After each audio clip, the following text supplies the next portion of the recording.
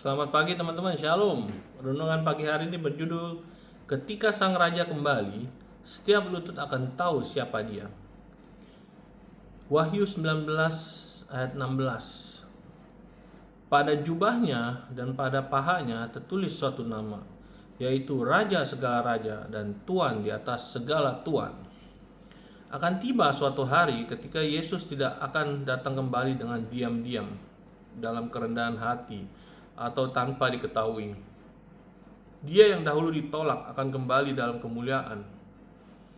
Dia yang pernah diejek akan kembali dalam keagungan. Dia yang pernah berdiri diam di hadapan Pilatus akan kembali dengan seluruh sorga menyertainya. Dan ketika sang raja datang, tidak akan ada lagi kebingungan tentang siapa dia. Kedatangan Kristus yang pertama menyatakan kerendahan hati sang juru selamat.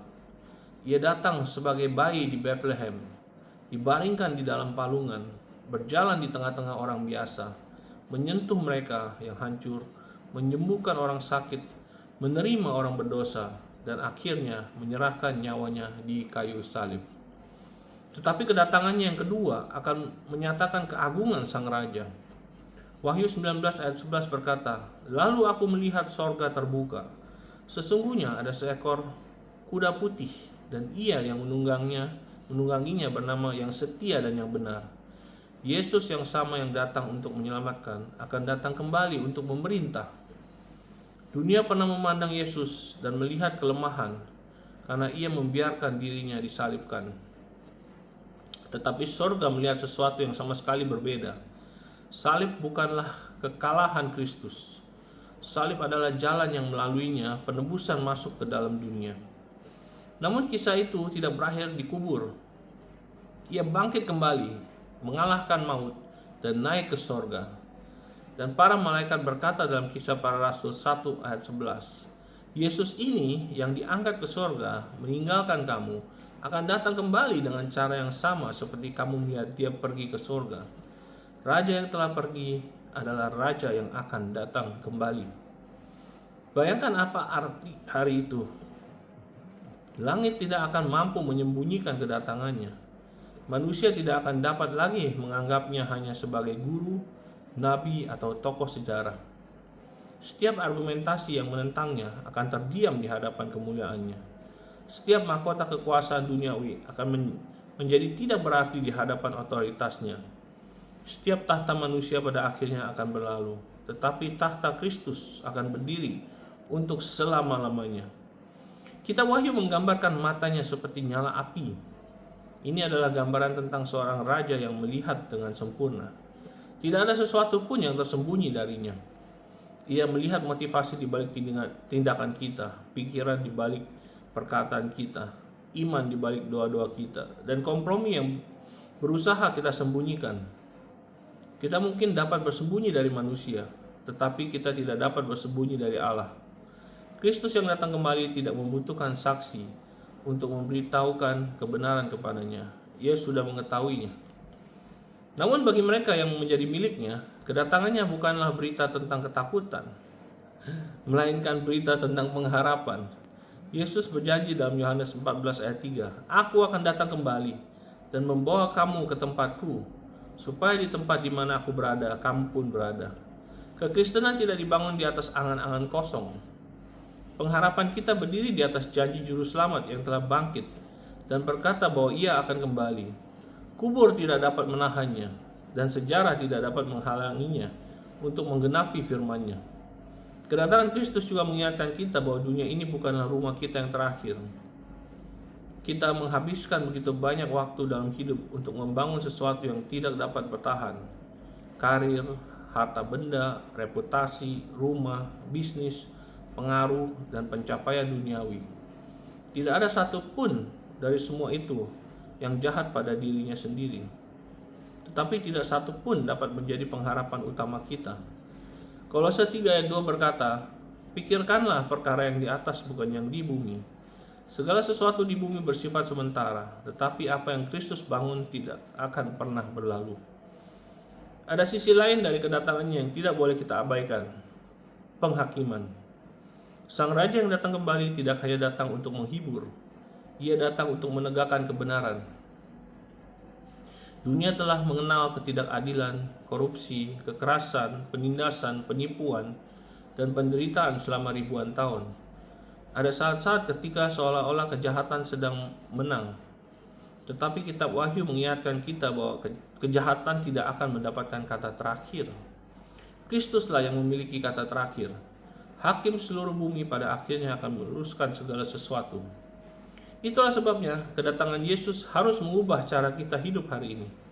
Jika kita sungguh-sungguh percaya bahwa Sang Raja akan datang, kita tidak dapat hidup dengan sembarangan. Kita tidak dapat terus berdamai dengan dosa sambil mengaku sedang menantikan Kristus. Kita tidak dapat membiarkan kenikmatan sementara menjadi lebih penting daripada perkara-perkara kekal. 1 Petrus 1:15 dan 16 memanggil orang percaya untuk hidup kudus, karena Dia yang kita nantikan adalah kudus. Kedatangannya seharusnya menghasilkan persiapan, bukan rasa puas diri. Mungkin selama ini engkau telah berdoa untuk sesuatu dalam waktu yang lama dan mulai bertanya-tanya apakah Tuhan masih melihatmu. Mungkin engkau melihat orang-orang yang melakukan kejahatan justru tampil berhasil, sementara engkau berjuang untuk tetap setia. Jangan menganggap keheningannya sebagai tanda bahwa Ia meninggalkanmu. Sang Raja masih berada di atas tahtanya, waktunya tidak pernah gagal. Janjinya tidak pernah kadaluarsa. Dan ketika Kristus datang kembali, setiap pertanyaan yang belum terjawab mengenai keadilannya pada akhirnya akan dijawab oleh kehadirannya. Rasul Paulus memberikan janji yang luar biasa kepada orang percaya dalam 1 Tesalonika 4 ayat 16 dan 17. Sebab pada waktu tanda diberi, yaitu pada waktu penghulu malaikat berseru dan sangkakala Allah berbunyi, maka Tuhan sendiri akan turun dari sorga. Bayangkan saat itu, Tuhan sendiri datang, bukan malaikat yang menggantikannya, bukan utusan lain, Tuhan sendiri. Dia yang mengasihi kita, mati bagi kita, bangkit bagi kita, dan berjanji untuk kembali akan datang menjemput umatnya. Karena itu, pertanyaan terpenting bukanlah kapan Yesus akan kembali. Pertanyaan terpenting adalah apakah aku akan siap ketika Dia datang. Yesus berkali-kali memanggil para pengikutnya untuk berjaga-jaga karena kedatangannya menuntut persiapan. Kita tidak mempersiapkan diri untuk kekekalan ketika kekekalan sudah tiba. Kita mempersiapkannya sekarang. Ampuni selagi masih ada waktu. Bertobatlah selagi masih ada waktu. Berdoalah selagi masih ada waktu. Melayani Tuhan selagi masih ada waktu. Kasihanilah sesama selagi masih ada waktu. Tetaplah menyalakan pelitamu. Matius 24:30 menyatakan, mereka akan melihat Anak Manusia itu datang di atas awan-awan di langit dengan segala kekuasaan dan kemuliaannya. Ini bukan kedatangan seorang manusia yang telah dikalahkan. Ini adalah penampakan Kristus yang telah menang. Paku yang pernah menembus tangannya tidak membatalkan kerajaannya. Mahkota duri tidak menghapus kemuliaannya. Salib tidak menghancurkan otoritasnya. Kristus yang telah bangkit akan datang kembali, dan Ia akan datang dengan kuasa dan kemuliaan yang besar. Jadi, biarlah gereja mengangkat matanya dan mengingat siapa yang sedang dinantikannya. Kita tidak sedang menantikan penguasa duniawi lainnya. Kita sedang menantikan Yesus. Kita tidak sedang menantikan kerajaan sementara lainnya. Kita sedang menantikan kerajaan yang kekal. Kita tidak sedang menantikan solusi manusia untuk masalah terdalam dunia ini. Kita sedang menantikan Sang Raja yang menjadikan segala sesuatu baru.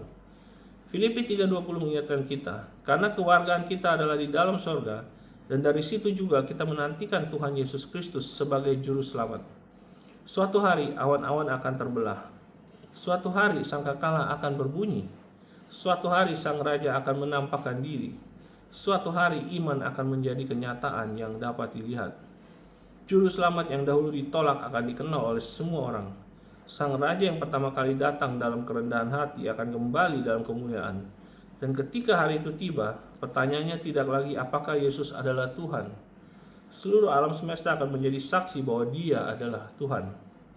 Sampai hari itu tiba, jangan kehilangan imanmu. Jangan meninggalkan pengharapanmu. Jangan menjadi dingin secara rohani. Tetaplah berjaga-jaga. Tetaplah setia dalam pelayanan.